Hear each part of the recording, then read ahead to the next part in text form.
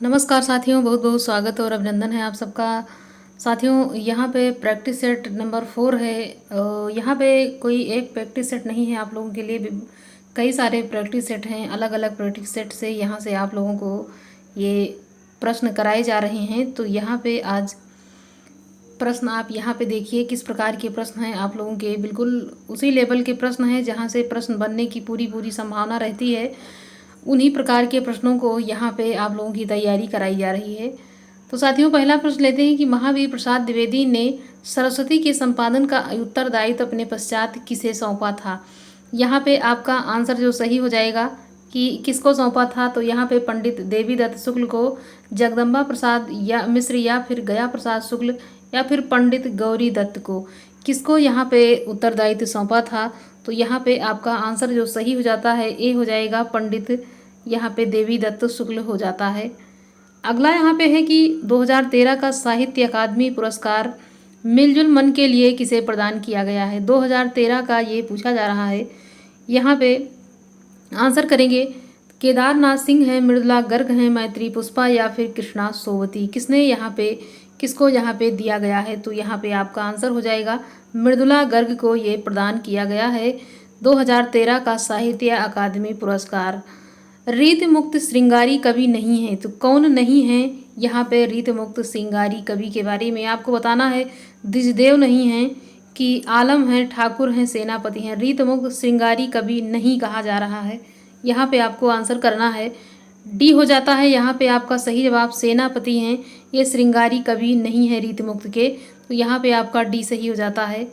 अगला है नाटकों में नाटककारों में ऐतिहासिक नाटककार हैं, तो ऐतिहासिक नाटककार के रूप में कौन जाने जाते हैं। यहाँ पे डॉक्टर धर्मवीर भारती हैं, लक्ष्मी नारायण लाल हैं, उपेंद्र नाथ अस्क हैं, डॉक्टर राम कुमार वर्मा हैं।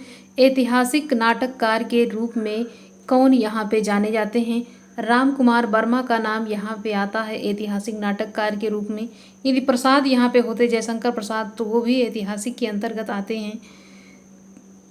कर्ता के साथ ने का प्रयोग न होना किस उपभाषा की यहाँ पे प्रमुख विशेषता है। किसकी विशेषता हो जाएगी, पश्चिमी की, पूर्वी की, राजस्थानी हिंदी, या फिर पहाड़ी हिंदी की। तो यहाँ पे आप लोग बताएंगे कि कर्ता के साथ ने का जो प्रयोग यहाँ पे होना है, किस उपभाषा की ये विशेषता हो जाती है। तो ये किसकी हो जाएगी, आंसर यहाँ पे आपका सही हो जाएगा। क्या हो जाता है, पूर्वी हिंदी के अंतर्गत ये हो जाती है। क्या, पूर्वी हिंदी यहाँ पे हो जाएगा। यहाँ पे कर्ता के साथ ने का प्रयोग ना होना जो कहा गया है। भारतीय संविधान में राजभाषा के संबंध में किन अनुच्छेदों में व्यवस्था की गई है। तो ये जो काफ़ी महत्वपूर्ण प्रश्न है। भारतीय संविधान में यहाँ पे राजभाषा के संबंध में किस अनुच्छेदों में व्यवस्था की गई है। तो यहाँ पे आपका आंसर क्या हो जाएगा, यहाँ पे 343 से 351 तक हो जाएगा। भारतीय संविधान में राजभाषा के संबंध में किन अनुच्छेद में व्यवस्था की गई है, तो आपको आंसर यहाँ पे करना है 343 से लेकर के 351 तक। यहाँ पे इस भाषा की व्यवस्था यहाँ पे की गई है, अनुच्छेद की। यहाँ पे है कि उत्तर प्रदेश सरकार द्वारा 1947 में गठित देवनागरी लिपि सुधार समिति के अध्यक्ष कौन हैं। अध्यक्ष थे तो यहाँ पे बीबी खेर हैं, धीरेन्द्र वर्मा, आचार्य नरेंद्र देव, या फिर संपूर्णानंद। तो यहाँ पे आपका आंसर क्या हो जाएगा, यहाँ पे आपका आंसर हो जाता है सी। यहाँ पे आचार्य नरेंद्र देव हो जाएगा आपका सही आंसर। क्या हो जाएगा, आचार्य नरेंद्र देव यहाँ पे सही हो जाता है।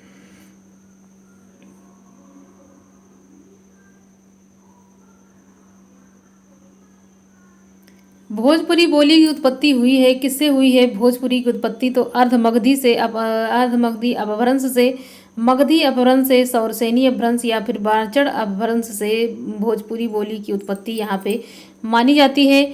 यहाँ पे आपका आंसर हो जाएगा कि ये जो मगधी है, मगधी अपभ्रंश जो है, ये इससे भोजपुरी बोली की उत्पत्ति यहाँ पे मानी जाती है। किससे, तो मगधी अपभ्रंश से भोजपुरी बोली की उत्पत्ति यहाँ पे मानी जाती है। ग्वालियर की बोली है, ग्वालियर की बोली जो है वो कैसी है, बुंदेली है, ब्रजभाषा है, खड़ी बोली है, या फिर कन्नौजी है। किस प्रकार की है, तो यहाँ पे ये ग्वालियर की जो बोली है ये बुंदेली हो जाती है। क्या हो जाती है, बुंदेली हो जाती है ग्वालियर की बोली। अगला यहाँ पे प्रश्न है कि कालिदास ने कश्चिद शब्द से किस काव्य ग्रंथ की रचना की है। तो कश्चिद की शुरुआत यहाँ पे पूछा जा रहा है, तो यहाँ पे रघुवंशम में की है, मेघदूत में, कुमार संभव, या फिर इनमें से कोई नहीं। आपका यहाँ पे जो सही जवाब हो जाएगा बी हो जाता है। यहाँ पे मेघदूत में उन्होंने की है। इसका मंगलाचरण अगर देखा जाता है मेघदूत का, तो कश्चिद कांता विरह गुरुणा यहीं से शुरू होता है। इस जो ये ग्रंथ है इसकी शुरुआत यहीं से हो जाती है। कालिदास कृत कुमार संभोम में कितने सर्ग हैं। तो कालिदास का जो कुमार संभोम है इसमें आपसे सर्ग पूछा जा रहा है, 16 है, 17 है, 19 है या फिर 20 है। कितने सर्ग हैं यहाँ पे आप लोग आंसर करेंगे। यहाँ पे बी हो जाता है, कुमार संभोम 17। तो यहाँ से सा और यहाँ पे भी 17, तो ऐसे ही रिलेट करेंगे तो याद रहेगा 17 संभोम में। कालिदास कृत अभिज्ञान शाकुंतलम नाटक के किस अंक में दुर्वासा ऋषि के शाप का वर्णन है।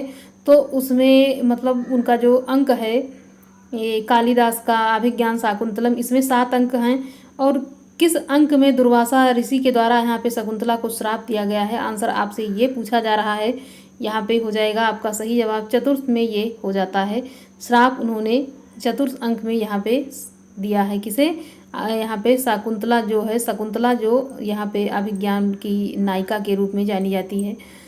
दामोदर किस कवि का वास्तविक नाम है। जो यहाँ पे आपको प्रश्न दिखाई दे रहे हैं संस्कृत के, बिल्कुल हूबहू ऐसे ही प्रश्न आपको देखने को मिलेंगे परीक्षा में। केवल ये हिंदी के ही प्रश्न बिल्कुल कठिन नहीं होते हैं, संस्कृत के भी प्रश्न थोड़ा सा कठिन पूछ लेता है। तो यहाँ पे है कि दामोदर किसी कवि का वास्तविक नाम है। आंसर आप लोग यहाँ पे करेंगे, किसका नाम है। यहाँ पे माघ का, श्रीहर्ष का, दंडी या फिर यहाँ पे भैरव। यहाँ पे डी हो जाएगा आपका बिल्कुल सही जवाब। अगला है पाषाण त्रयी सर्ग से किस रचना से संबंधित है। शिशुपाल वधम से है, नैषधीय चरितम से, किरातार्जुनीयम या फिर काव्य दर्श से। पाषाण त्रय सर्ग किस रचना से संबंधित है। तो पाषाण त्रय जो यहाँ पे सर्ग है इसका संबंध यहाँ पे किरातार्जुनीयम से किया गया है। और इसके रचनाकार पूछा जाता है तो ये यहाँ पे कौन हो जाएंगे, भारी हो जाएंगे। और इसको बृहत्त्रयी के अंतर्गत इस रचना को यहाँ पे रखा गया है। अगला है श्री हर्ष कृत नैषधीय चरितम में कितने सर्ग हैं। श्री हर्ष जी के द्वारा लिखी गई जो नैषधीय चरितम है ये भी बृहत्त्रयी के अंतर्गत आती है। और इसमें सर्ग पूछा जा रहा है कि कितने सर्ग हैं। भारिव का जो किरातार्जुनीय था उसमें 18 सर्ग हैं। यहाँ पे आप लोग आंसर करेंगे कि इसमें कितने सर्ग हैं। तो यहाँ पे 17 है, 18 है, 20 है या फिर 22 है। यहाँ पे 22 सर्ग हो जाता है। और 18 सर्ग यहाँ पे किरातार्जुनीयम में हो जाता है।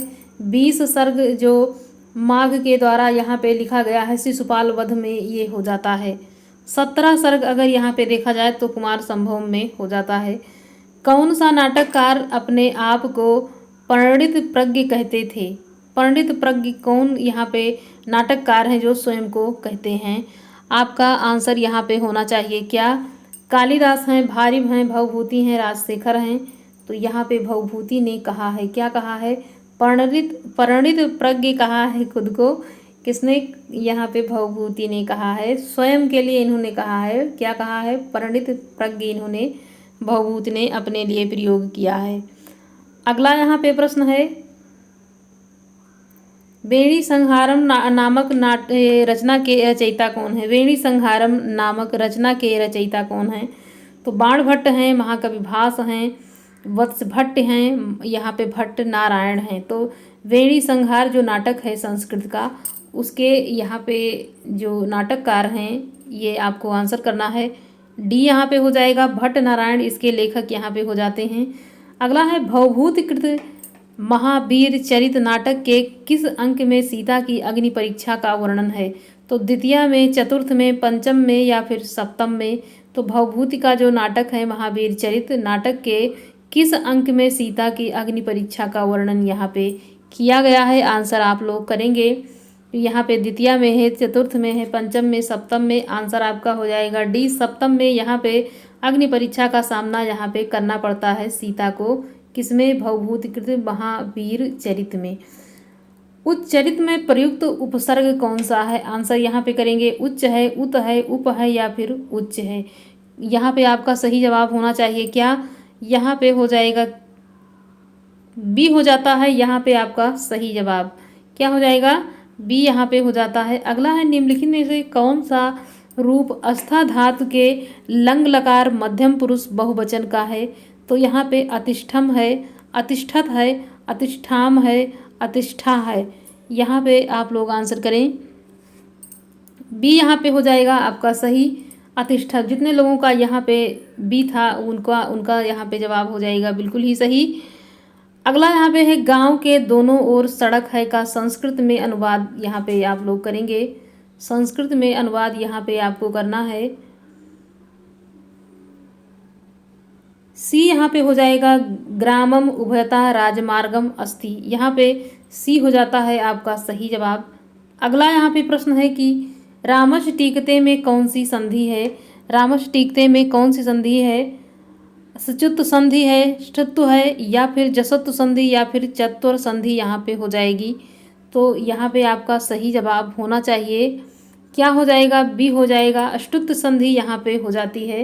बी यहाँ पे हो जाता है आपका सही जवाब। रामश्च टीकते में यहाँ पे अष्टुत संधि हो जाती है। अगला है कि वैधवसर्य का संधि विच्छेद क्या होगा? यहाँ पे ए हो जाएगा, बी हो जाएगा, सी या फिर डी आप लोग यहाँ पे बताएंगे। यहाँ पे बधु ऐश्वर्य आपका डी आंसर यहाँ पे हो जाता है बिल्कुल ही सही। अगला यहाँ पे प्रश्न है कि निम्नलिखित में से पितु शब्द का सप्तमी द्विवचन का रूप क्या है? सप्तमी द्विवचन का रूप पूछा जा रहा है। पितरो है, पृथ्वी है, पितरो है, या फिर पितु है। तो यहाँ पे आपका सही जवाब होना चाहिए। क्या हो जाएगा? सी। यहाँ पे पितरो हो जाता है। क्या हो जाएगा? पितरो। अगर दो वचन में पूछा जाए और सप्तमी में तो यहाँ पे पितरो पितरो दो बार यहाँ पे षष्ठी और सप्तमी दोनों में रहता है। अगला है निम्नलिखित में से किस शब्द में द्विगु समास है? किस में यहाँ पे द्विगु समास है ये पूछा जा रहा है। राम श्याम में है, पसेरी में है, चरण कमल में है, या फिर हिमालय में है। तो यहाँ पे जो आपका आंसर हो जाएगा सही वो हो जाएगा, इसमें बी सही हो जाता है। क्या हो जाएगा? बी हो जाएगा, पसेरी में यहाँ पे हो जाता है। अगला यहाँ पे प्रश्न है निम्नलिखित में से तद्भव शब्द कौन सा है? संयम है, भ्रमर है, यजमान है, मास है। तद्भव पूछा जा रहा है तो आप लोग यहाँ पे बताएंगे।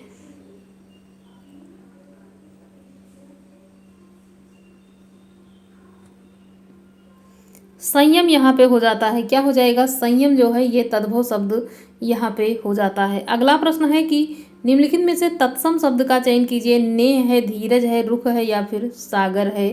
थोड़ा ये प्रश्न जो है बिल्कुल उन्हीं प्रश्नों को यहाँ पे पेश किया जा रहा है जो कि बिल्कुल परीक्षा की दृष्टि से महत्वपूर्ण है। सागर यहाँ पे हो जाएगा आपका सही जवाब। अगला यहाँ पे प्रश्न है तत्सम शब्द है। तत्सम शब्द यहाँ पे गुलाब है, गेंदा है, फूल है, पुष्प है। तो यहाँ पे आपका जो सही जवाब हो जाएगा वो यहाँ पे हो जाएगा पुष्प है। इसमें तत्सम शब्द यहाँ पे हो जाता है। क्या हो जाता है? तत्सम हो जाता है यहाँ पे। तद्भव शब्द है यहाँ पे सरिता है, प्रस्ताव है, आषाढ़ है, या फिर मगन है। तो यहाँ पे आपका जो सही जवाब हो जाएगा वो यहाँ पे हो जाएगा मगन। यहाँ पे प्रस्ताव में भी तत्सम है, सरिता में भी और आषाढ़ में भी तत्सम हो जाता है। अगला है यहाँ पे घास खाना। मुहावरे का अर्थ है अत्यधिक गरीब होना, घोर मूर्खता पर परिचय देना, तुच्छ काम करना, जल्दी जल्दी में काम बिगाड़ना। आंसर यहाँ पे आपका बी हो जाता है, घोर मूर्खता का परिचय देना। अगला यहाँ पे प्रश्न है मखमली जूते मारने का अर्थ है व्यंग करना, अपमानित करना, धनी व्यक्ति को प्रताड़ित करना, मीठी बातों से लज्जित करना। मखमली जूते मारना आपका यहाँ पे सही जवाब हो जाएगा डी। मखमली जूते से लज्जित करना यहाँ पे हो जाता है। निम्नलिखित में से पर्यायवाची शब्द छांटिए। यहाँ पे दास। दास का पादप है, श्रमिक है, तात है, या फिर भृत्य है। क्या हो जाएगा? आपका सही जवाब डी हो जाएगा, भृत्य यहाँ पे हो जाता है। अगला यहाँ पे प्रश्न है अंशुमाली क्या है? सांप है, सूर्य है, चंद्रमा है, या फिर गर्भ है। तो अंशुमाली यहाँ पे सूर्य का पर्यायवाची हो जाता है। अगला है हवा का पर्यायवाची क्या है? अतल है, अपगा है, अनल है, अनिल है। जो हवा है इसका पर्यायवाची मतलब किसका पर्यायवाची ये हो जाता है? यहाँ पे आप लोग बताएंगे। डी हो जाएगा, अनिल यहाँ पे हो जाएगा। अनल हो तो यहाँ पे आग का हो जाता है। अगला है संयुक्त का विलोम क्या हो जाएगा? एकजुट है, विचित्र है, अकेला है, एकाकी है। तो संयुक्त का क्या हो जाएगा? विलोम। डी यहाँ पे हो जाएगा, यहाँ पे डी हो जाता है, एकाकी हो जाता है, बिल्कुल ही सही। असमर्थ का प्रयोग हो जाएगा, परिश्रमी है, कर्मशील है, सक्षम है, साहसी है। असमर्थ का विलोम क्या होगा? तो यहाँ पे आपका सी हो जाएगा, सक्षम। यहाँ पे सक्षम हो जाता है। अगला है कि सर्वनामों के साथ आने वाली विभक्तियों को क्या कहा जाता है? विश्लिष्ट कहा जाता है, संश्लिष्ट, श्लिष्ट, इसमें से कोई नहीं। क्या हो जाएगा सही जवाब? बी यहाँ पे हो जाता है, संलिष्ट हो जाएगा, बिल्कुल ही सही। अगला है कि इसमें से कौन सा घोष वर्ण नहीं है? जा है, या फिर हा है, आ है, या फिर सा है। तो घोष वर्ण जो नहीं है वो यहाँ आपको बताना है कि जो घोष के अंतर्गत नहीं आता है। यहाँ पे आपका सही जवाब हो जाएगा, डी हो जाएगा, बिल्कुल ही सही है। ये घोष वर्ण नहीं है, सा जो है ये घोष वर्ण नहीं है। अघोष अल्प प्राण ध्वनि है, टा है, ठा है, चा है, छा है, पा है, फा है, या फिर ता और यहाँ पे चा है। अघोष है और अल्प प्राण है। यहाँ पे आपका आंसर जो हो जाएगा वो हो जाएगा इसमें डी, ता और था हो जाता है। गंगा हिमालय से निकलती है, इस वाक्य में से है करण है, अपादान है, अधिकरण है, या सभी गलत है। तो यहाँ पे आपका हो जाएगा बी, अपादान यहाँ पे सही हो जाएगा। भाषा की कौन सी विशेषता नहीं है? भाषा परिवर्तनशील होती है, भाषा पैतृक संबंधी नहीं होती है, भाषा सामाजिक संबंधी, इसमें से कोई नहीं। यहाँ पे आपका आंसर जो सही हो जाएगा डी हो जाएगा, इनमें से कोई नहीं। भाषा के जादूगर के रूप में जाने जाते हैं जैनेन्द्र, जाने जाते हैं विद्यापति, भोलानाथ त्रिपाठी, या फिर शिवपूजन सहाय। तो शिवपूजन सहाय को यहाँ पे कहा जाता है भाषा के जादूगर के रूप में ये जाने जाते हैं। उदंत मार्तंड पत्रिका थी, दैनिक थी, पाक्षिक, यहाँ पे मासिक, या फिर साप्ताहिक। तो यहाँ पे आपका जो आंसर होगा सही वो हो जाता है इसमें डी, साप्ताहिक थी। ये उदंत मार्तंड जो है ये साप्ताहिक पत्रिका के रूप में प्रसिद्ध है। हिंदी का प्रथम गद्य काव्य कौन सा है? छायापथ है, साधना है, पूजा है, इनमें से कोई नहीं। तो हिंदी का प्रथम गद्य काव्य पूछा जा रहा है, कौन सा हो जाएगा? इसका सही जवाब यहाँ पे आपका आंसर हो जाएगा बी, साधना यहाँ पे हो जाता है। अगला है कि किस रिपोदाज विधा में बंगाल के अकाल का चित्रण है? प्लाट का मोर्चा है, तूफानों के बीच है, अपोलो का रथ है, लक्ष्मीपुरा है। यहाँ पे आपका आंसर जो सही हो जाएगा वो हो जाता है इसमें बी, तूफानों के बीच यहाँ पे हो जाता है। अगला है कि लोहे के दीवार के दोनों ओर किसकी कृति है? जैनेन्द्र की है, गे की है, अस्क की, या फिर यशपाल की है। यहाँ पे आपका आंसर क्या होगा सही? यशपाल यहाँ पे आपका डी आंसर हो जाएगा। लोहे के दीवार के दोनों ओर, ये यहाँ पे यशपाल की कृति हो जाती है। कविता के नए प्रतिमान के लेखक कौन है? डॉक्टर नामवर सिंह है, लक्ष्मी नारायण वर्मा है, डॉक्टर नगेंद्र, या इनमें से कोई नहीं। आपका आंसर क्या होगा? यहाँ पे ए हो जाएगा, यहाँ पे डॉक्टर नामवर सिंह, यहाँ पे ए आंसर हो जाएगा कविता के नए प्रतिमान के लेखक। अगला यहाँ पे प्रश्न है कि विश्वंभर में समास है, द्वंद्व है, बहुव्रीहि है, बेईभाव समास, तत्पुरुष समास। यहाँ पे किस प्रकार का समास देखने को मिल रहा है? आंसर यहाँ पे आपका सही हो जाएगा बी, बहुव्रीहि समास यहाँ पे हो जाता है। अगला प्रश्न है कि विश्वामित्र का सही संधि विच्छेद क्या होगा? विश्व प्लस मित्र है, विश्वा प्लस मित्र है, विश्व प्लस अमित्र है, विश्वा प्लस मित्र है। तो क्या यहाँ पे आपका आंसर होगा? सी हो जाएगा इसका सही जवाब, बिल्कुल ही सही यहाँ पे हो जाता है।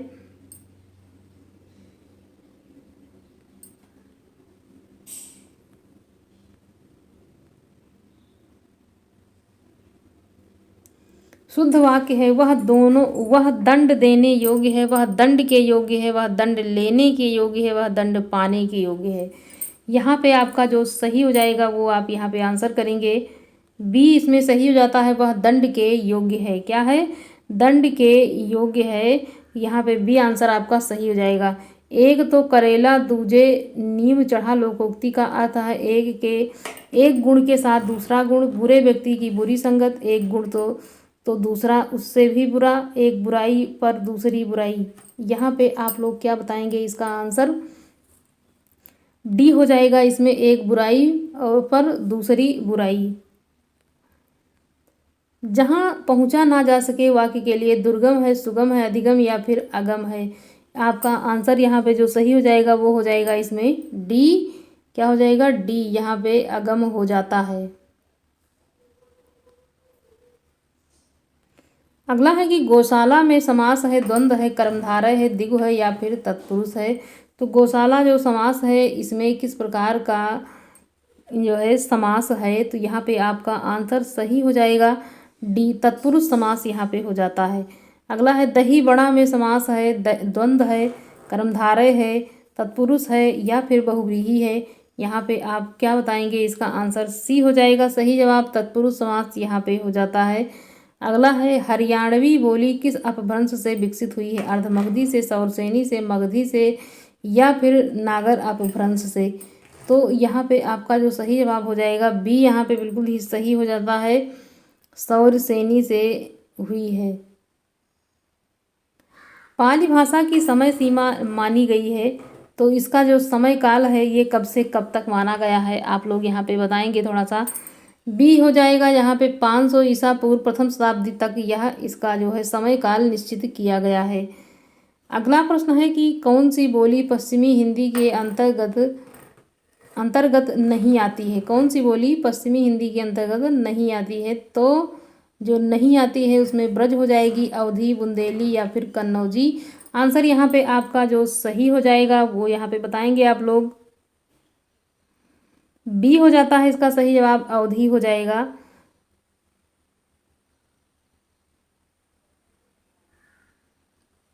प्रेम मरने, प्रेम मरम जाने बिना मरे कोहू जीवत नाही। पंक्ति है किसकी? कबीर की है, सूरदास, मीरा या फिर रसखान की।